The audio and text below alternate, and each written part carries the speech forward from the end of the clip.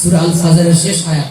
ফেরেশতা এসে বলবে, সম্মানের সাথে বলবে, ও আল্লাহর প্রিয় গোলাম, তুমি আল্লাহর গোলাম ছিলে, আল্লাহর উপরে তুমি রাজি ছিলে, আল্লাহ তোমার উপর রাজি আছে। তুমি যেহেতু আল্লাহর দাস ছিলে, গোলাম ছিলে, এখন তার জান্নাতে প্রবেশ করবে, চলো আল্লাহর মেহমান। তখন এই ব্যক্তি যাকে এভাবে সম্বোধন করা হবে, এরকম সম্মান দিয়ে মেহমানের মতো ডাকা হবে, সে বলবে যে না গো ভাই, এখন যাও, আমি এখন দুনিয়ায় থাকবো না। হাদিসে আছে, এই নফসুল মুতমাইন বান্দাকে যখন এভাবে আপ্যায়ন করে ডাকা হবে, তখন তার সামনে তার স্ত্রী, তার সন্তান, তার মেয়ে, তার আত্মীয়রা হয়তো কাঁদছে। তারা হয়তো ভাবছে, আমার আব্বা, আমার বাবা, আমার স্বামী, আমার দাদা, আমার ভাই, আমার ছেলে দুনিয়া থেকে বিদায় নিচ্ছে বলে তারা হয়তো কাঁদবে। কিন্তু ওই ব্যক্তিকে যখন ওইভাবে আহ্বান করা হবে, তার কোনো কান্না থাকবে না, কোনো শোক থাকবে না। সে হাসতে হাসতে, সেই ব্যক্তি হাসতে হাসতে তাড়াহুড়ো করবে, হ্যাঁ আমি যাবো আমার রবের সাথে মিলিত হতে। তার কোনো কষ্ট হবে না। দুনিয়ার মানুষ দেখবে লড়াইয়ের ময়দানে ওই ব্যক্তিকে হয়তো 100টা তরবারের আঘাত দিয়ে ছিন্ন ভিন্ন করে দেওয়া হয়েছে। দুনিয়ার মানুষ দেখবে ওই ব্যক্তিকে হয়তো 10টা বুলেটের গুলিতে ছিন্ন ভিন্ন করে দেওয়া হয়েছে, কিন্তু এই শহীদ ঘুমিয়ে পড়বে এমন ভাবে যে সে তার মৃত্যুর কষ্ট ভুলে যাবে, কোনো কষ্ট টের পাবে না। কারণ তখন জান্নাতের ওই কাপড়টা তুলে ধরা হবে, ফুলের সুগন্ধ তার নাকে আসবে। হাদিসে বলা হয়েছে, মুমিন বান্দা মৃত্যুর আগে অবশ্যই জান্নাতের সুগন্ধ দুনিয়ায় পেতে থাকবে। ওই ফুলের সুগন্ধে পাগলের মতো তার প্রাণটা ওই জান্নাতি পাত্রে চলে যাবে। তখন কি হবে জানেন? হাদিসে আরো বলা হয়েছে, তখন ফেরেশতাদের মধ্যে একটা কম্পিটিশন লেগে যাবে। ফেরেশতাদের মধ্যে কম্পিটিশন লেগে যাবে। ফেরেশতারা বলবে, আমি এইটাকে নিয়ে আমি উপরে যাব, আরেকজন বলবে আল্লাহর এই প্রিয় গোলামের রূহটাকে আমি নিয়ে যাব। ফেরেশতাদের মধ্যে কম্পিটিশন চলবে, দল বেঁধে। ও ভাই, আপনাদের এখানে যদি কোনো এমপি এমএলএ আসে, তার পিছনে দল বেঁধে তার অনুসারীরা যায় না সম্মান দেখাতে? ওই আল্লাহর প্রিয় দাস, চিন্তা করুন তার সৌভাগ্যটা। দুনিয়ায় থাকতে থাকতে জান্নাতের সুগন্ধ আল্লাহ তার নাকে দিয়ে দিয়েছে। এখন ফেরেশতারা পিছনে দল বেঁধে তাকে মেহমানের মতো খাতির করতে করতে আসমানে নিয়ে যাবে। অন্যান্য ফেরেশতারা জিজ্ঞেস করবে, কি ব্যাপার, আল্লাহর কোন বান্দা যাচ্ছে না তোমাদের সাথে যে তোমরা এভাবে তাকে মেহমানের মতো সম্মান দিয়ে নিয়ে যাচ্ছ? তারা বলবে, আল্লাহ রাব্বুল আলামিন খাস করে এর জন্য জান্নাতের ফুল পাঠিয়েছিল। এই আল্লাহর মেহমান, তাকে নিয়ে গিয়ে ইল্লিনে রাখা হবে, জান্নাতি আবহাওয়ায় তাকে ছেড়ে দেওয়া হবে। তাকে বলা হবে, খাও, পান করো, এখানে ভ্রমণ করো। আল্লাহ রাব্বুল আলামিন সূরা আল বাকারা 154 নম্বর আয়াতে এই লোকের কথা বললেন, ওয়ালা তাকুলু লিমা ইউক্তালু ফি সাবিলিল্লাহ, যারা আল্লাহর পথে এভাবে মৃত্যুবরণ করে তোমরা তাদেরকে মৃত বলো না। বালাহিয়াউ ওয়ালাকিন লা তাশউরুন, আল্লাহর পক্ষ থেকে তাদের কাছে রিজিক দেওয়া হয়, তারা খায় পান করে। বালাহিয়াউ, তারা জীবন্ত। ওয়ালাকিন লা তাশউরুন, তাদের জীবন নিয়ে তোমাদের কোনো ধারণাই নেই। এখন আপনারা সিদ্ধান্ত নেবেন, আমাকেও সিদ্ধান্ত নিতে হবে, কোন মৌত চাই আমরা। সম্মানিত ভাই, কোন মৃত্যু চাই আমরা, এটা এখন আমাদের সিদ্ধান্ত নিতে হবে। আমার ভাইরা, জান্নাত পেতে চাই আমরা কারা কারা? আমার ভাই সবাই হাত তুলবেন নাকি? সবাই জান্নাত পেতে চাই? আলহামদুলিল্লাহ। এখন আমি মূল বক্তব্যে যাব। এতক্ষণ আমি সবার মনোযোগটাকে আল্লাহর দিকে নিলাম। এখন মূল বক্তব্যে যাব। বক্তব্যটা কিছু না, কোরআনের 2টি আয়াত বলবো, আর জান্নাতে যাওয়ার সহজ সহজ পথ আছে ওই 2টি আয়াতে, সেটা বলে দেবো। ব্যাস, কোরআনের 2টি আয়াত বলবো। কোরআনের আয়াত মানে আল্লাহ নিজের কথা। যদি আল্লাহ নিজে বলেন বান্দা এইটা করো জান্নাত পাবে, তারপরও কি অবিশ্বাস করতে পারে? থাকতে পারে না। সুতরাং আল্লাহর কথা যখন এসে গেছে, ওই 2টি আয়াত আপনাদের শোনাবো, আর জান্নাত পাওয়ার সহজ সহজ পন্থাগুলো এখানে আছে। আমি মনে করি এতেই আমার পুরো সময়টা হয়ে যাবে। সূরা আল ইমরান, যেটা আমি আগে আপনাদের শুনিয়েছি, ওটাকে একবার শুনিয়ে দিই। আল্লাহ রাব্বুল আলামিন সূরা আল ইমরানের 133 নম্বর আয়াতে বলেছেন, ওয়াশারিউ ইলা মাগফিরাতিন মির রাব্বিকুম ওয়া জান্নাতুন আরদুহা আস-সামাওয়াতি ওয়াল আরদু উইদ্দাত লিল মুত্তাকিন। আল্লাহ বলেন, দৌড়াও আমার ক্ষমা আর জান্নাতের দিকে। আমার ভাইরা, মানুষ দৌড়ায় কি পাওয়ার জন্য? শাস্তি পাওয়ার জন্য কি দৌড়ায় নাকি? পুরস্কার পাওয়ার জন্য দৌড়ায়। তাহলে সেই পুরস্কার হয় এমন, সেই পুরস্কার যদি হয় এমন যে আসমান আর জমিনের সবথেকে মূল্যবান পুরস্কার, তাহলে দৌড়াতে হবে না? দৌড়াতেই হবে। আর সেই জন্যই আল্লাহ রাব্বুল আলামিন ওখানে দৌড়ানোর কথাই আমাদেরকে বলেছেন।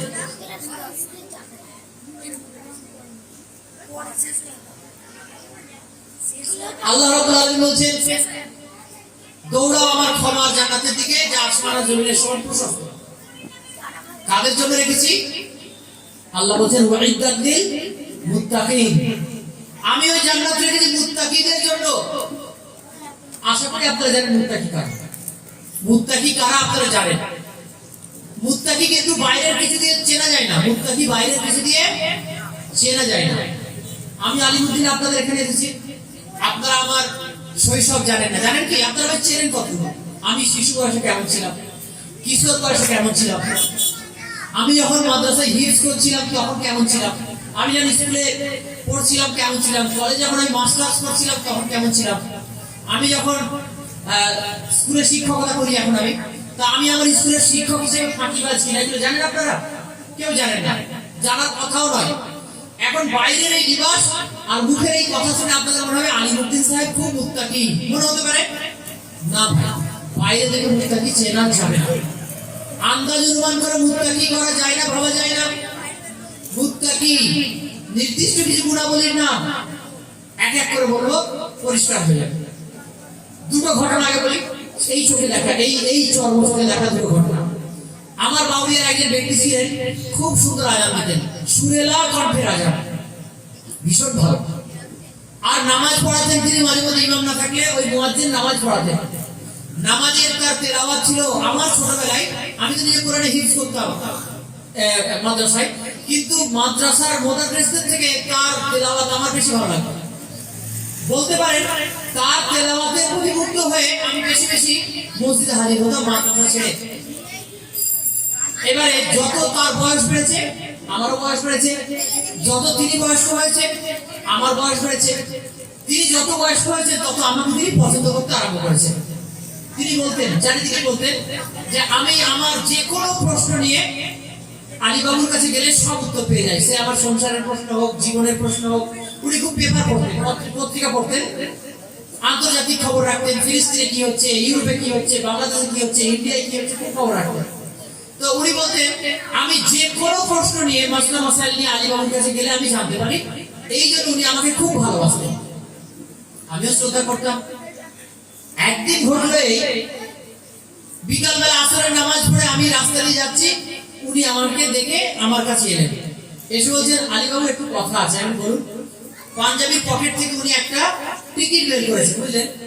টিকিটটা হচ্ছে বাসের টিকিট, ৩,৫০০ টাকা দাম। বাসের টিকিট ৩,৫০০ টাকা দাম।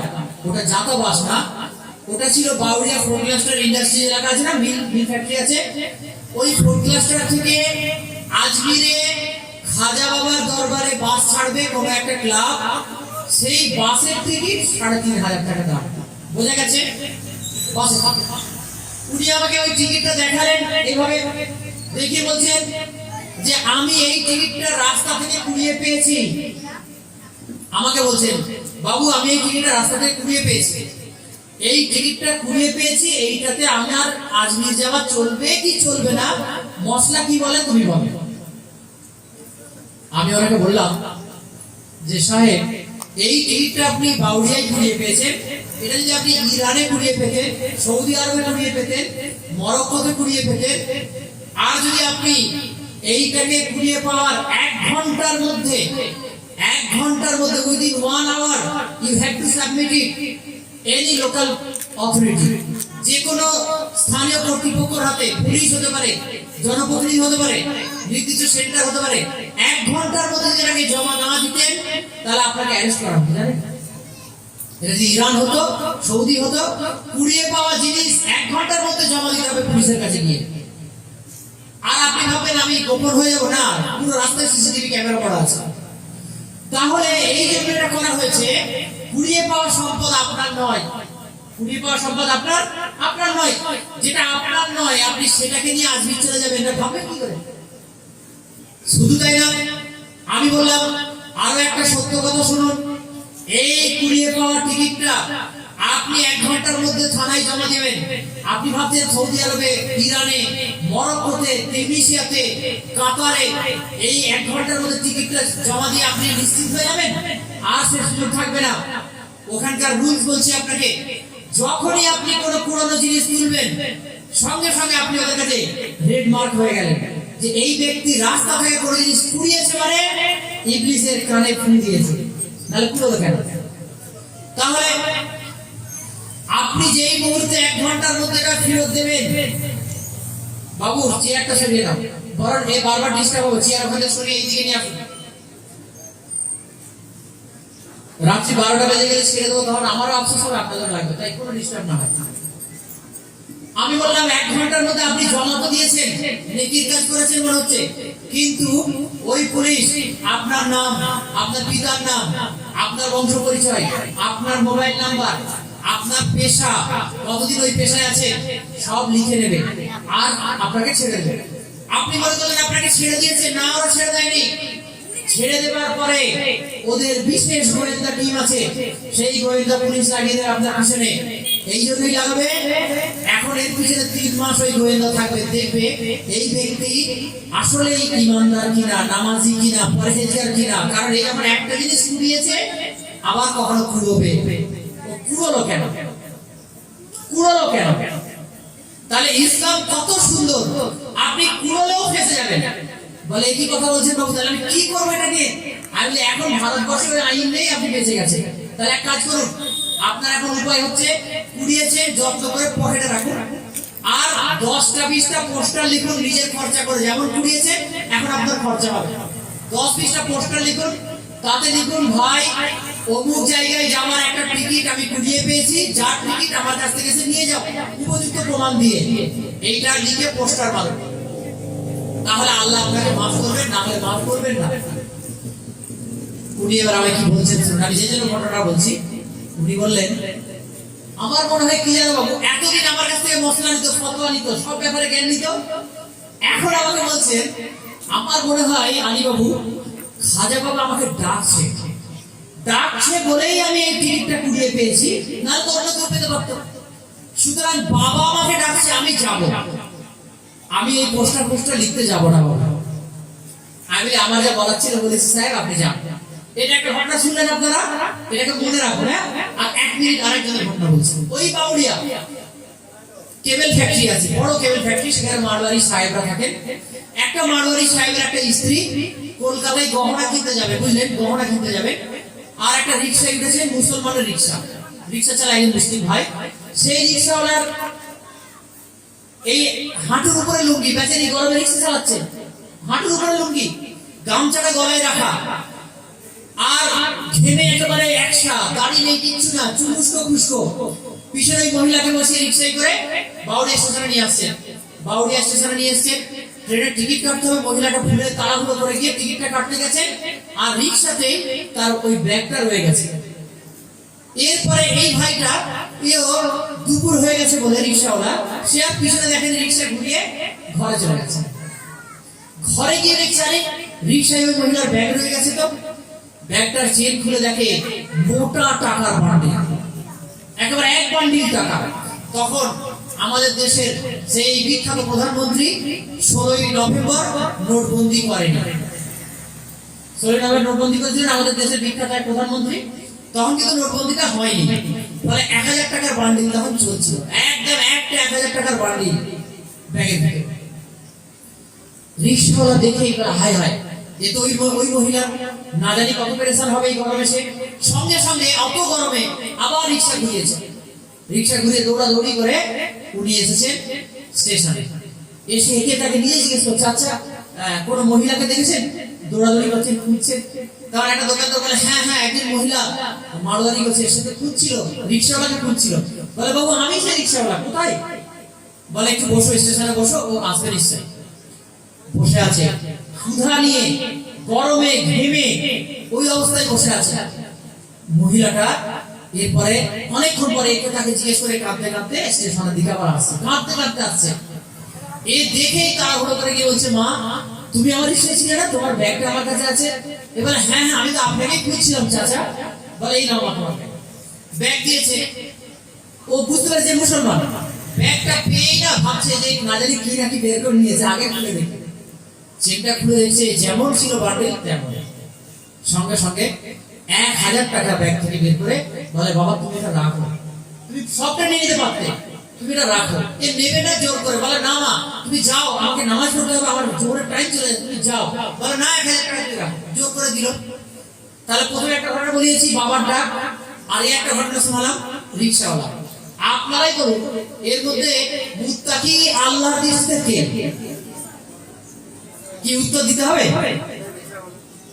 মুত্তাকি কাজ দিয়ে প্রমাণ হবে কে মুত্তাকি। আল্লাহর জান্নাত ওই রিকশাওয়ালার জন্য বরাদ্দ হবে যার হাঁটুর উপরে লুঙ্গি ছিল। আল্লাহ ওটা দেখবেন না, আল্লাহ দেখবেন আমার এই গোলাম আমাকে ভয় করে কাজটা কি করেছে জীবনে। রাসূল আকরাম সাল্লাল্লাহু আলাইহি ওয়াসাল্লামের সোনার জওয়ান মোবারকে ওই তিনজন যুবকের কথা আপনাদের মনে আছে? যে তিনজন যুবক প্রচন্ড তুফান চলছিল আর গুহার মধ্যে আটকে পড়েছিলেন, আর হঠাৎ উপর থেকে বিশাল এক পাথর এসে গুহার মুখ বন্ধ করে দিয়েছিল। গুহার মুখ বন্ধ করে দেওয়ার ফলে ভিতরে ঘুটঘুটে অন্ধকার, মাইলের পর মাইল, কেউ কোথাও নেই, কোনো বাড়ি নেই। তারা তিনজন ভাবছে ঠেলেও তো আমরা পাথর সরানো দূরের কথা, নাড়াতেও পারলাম না, হাই হাই কি করে বাঁচবো, কেউ তো এখানে উদ্ধার করতে আসবে না, খাবার শেষ হয়ে যাবে, অক্সিজেন চলে যাবে, এখানেই পচে পচে মরতে হবে। তারা কাঁদছে। এমন সময় তাদের মধ্যে একজন বলল, ভাই কেঁদে কি হবে, কেঁদে কি হবে, যদি বাঁচতে হয় চলো আল্লাহকে ডাকি। আর আল্লাহকে ডাকার সুন্নাত কি? রাসূলের সুন্নাত না, মুসা আলাইহিস সালামের আমলের ঘটনা আমার রাসূল শোনাচ্ছেন। আল্লাহকে ডাকার সুন্নাত হলো আমরা যদি আল্লাহর ভয়ে মুত্তাকি হয়ে জীবনে একটাও আমল করে থাকি, তাহলে এসো ওই আমলের দোহাই দিই আর ওই সুপারিশ করি, আল্লাহ আমার ওই আমলের কারণে আজকে বিপদ থেকে বাঁচাও। আল্লাহর কাছে ভালো আমল, মুত্তাকির আমলের মূল্য আছে, আল্লাহ তখন মাফ করেন। এই বলে সে নিজেই হাত তুলেছে, হাত তুলে বলছে, আল্লাহ রাব্বুল আলামিন, আমি জানি আপনারা অনেকেই ঘটনাটা জানেন, কিন্তু এই মুহূর্তে এটা দরকার আছে। আপনারা জানেন একজনের ঘটনা, আপনারা জানেন দুজনের ঘটনা, কিন্তু তৃতীয় জনের ঘটনা আপনারা ধৈর্য ধরে পড়েননি। দ্যাট মিন্স আমি এটা বলতে চাইছি প্রচলিত নেই। আমি আপনাদের তিনজনের ঘটনাই শোনাবো। মুত্তাকি কি আর কি সৌভাগ্য ওটা এসে জান্নাত কেন আল্লাহ দেবেন বলেছেন। একজন হাত তুললেন, আল্লাহ বললেন, ইয়া রাব্বুল আলামিন, যে মুসিবতে পড়েছি তোমার কাছ থেকেই এসেছে, তাই না? আল্লাহ ছাড়া মুসিবত দেন, আর মুসিবত দূর করেন কে? আল্লাহ। বললেন, আল্লাহ আপনি মুসিবত দিয়েছেন, এই মুসিবত আমাদের পেরেশান করেছে, হে রব্বুল আলামিন এই বিপদ থেকে বাঁচান। আর আমি আমার জীবনের একটা ছোট্ট আমল আপনার সামনে পেশ করেছি, রব্বুল আলামিন আপনি জানেন না এমন কিছু নেই, আপনি জানেন, বেশক জানেন, তবু আমি পেশ করছি এই আশায় যে আপনি এই ওসিলায় আমাদের বিপদ দূর করবেন। এই বলে সে বলছে, আমি তরতাজা যুবক ছিলাম, আমি তরতাজা যুবক, আর আমি একজন সুন্দরী মহিলা, যে আমার চাচাতো